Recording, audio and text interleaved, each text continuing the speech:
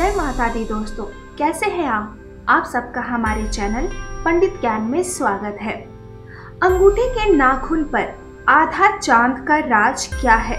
आइए मैं आपको बताती हूँ कि अगर आपके हाथ के या पैर के अंगूठे में आधा चांद बना हुआ है तो इसका क्या मतलब है। कभी कभी हम अपने शरीर को देखते हैं तो हमें ये एहसास होता है कि कुदरत ने हमें कितने फुर्सत से बनाया है, क्या अजीब चीज बनाई है। हर शारीरिक अंग को बनाने के लिए काफी बारीकी से काम किया गया है।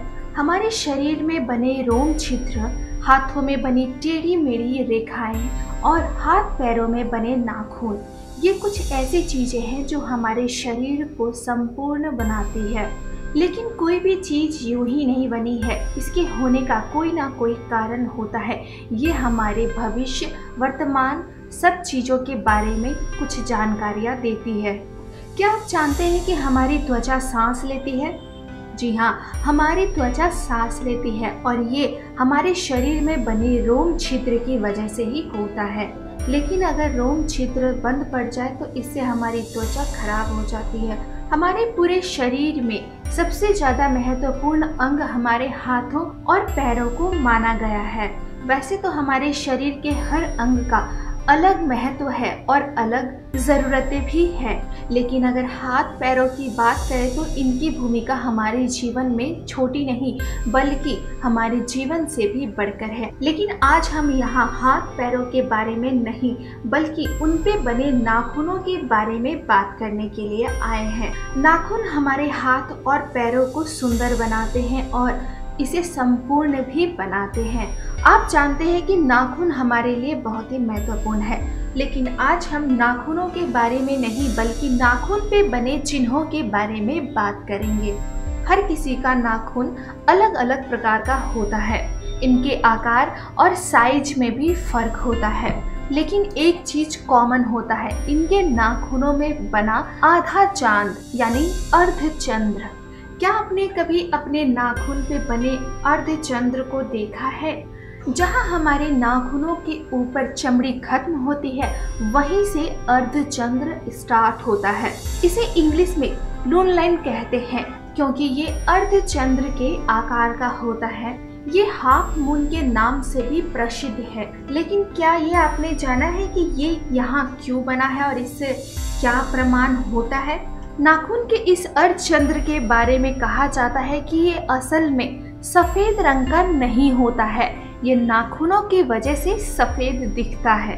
असल से इस निशान के नीचे ही परत से जुड़े तत्व होते हैं, लेकिन इसकी वजह से वो ढक जाते हैं और निशान बन जाते हैं।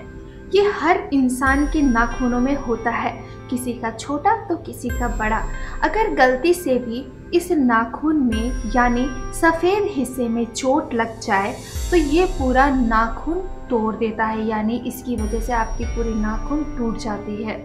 साथ ही नए नाखून के आने की संभावना भी खत्म हो जाती है। लेकिन अगर आपको सामने से चोट लगे और नाखून टूट भी जाए और अगर आपका ये सफ़ेद हिस्सा बचा रहता है तो आपके नाखून को कुछ भी नहीं होगा और नाखून को बढ़ते देख सकते हैं, लेकिन वो सफ़ेद हिस्सा वहीं का वहीं रहता है।